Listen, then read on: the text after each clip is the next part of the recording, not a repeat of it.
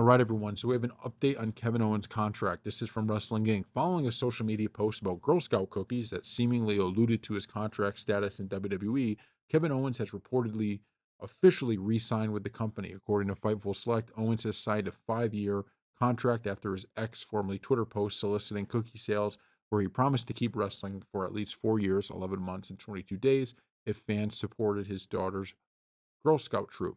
The outlet reported Owens' deal was set to expire at the end of the last year or the beginning of 2025, and prior to Friday, there was no word on when or if a new deal had been made official.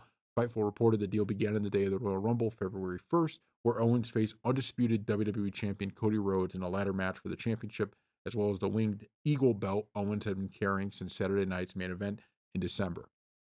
So, this is big news.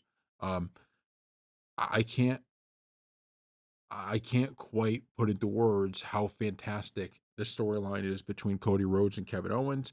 It went from something where we're like, oh, there's no really good storylines with Cody right now. There's no good storylines with Kevin Owens. There's no good storylines with Randy Orton, even though we still love them as wrestlers, to these are awesome storylines all the way through. And it's continuing now because he just took out Sami Zayn, right? So you take out Sami Zayn and you can just continue this. And I'm over the moon with it, really. I mean, I loved it. I thought it was maybe the best match on the whole card of Royal Rumble, which is pretty tough when you have Royal Rumble, right? When you have the Royal Rumble, it's pretty tough to beat it. And I don't know if they did. I like the women's Royal Rumble, I like the men's Royal Rumble, but it was pretty close because it was just so vicious and it took us back to the old days of the ladder matches, how we remember them, just vicious ladder matches.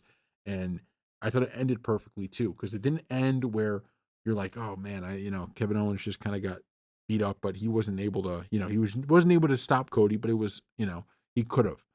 This was like when you saw Kevin Owens, how he landed on that last move, you're like, he's out. He's lights out. Cody destroyed him, and these two were trying to destroy each other.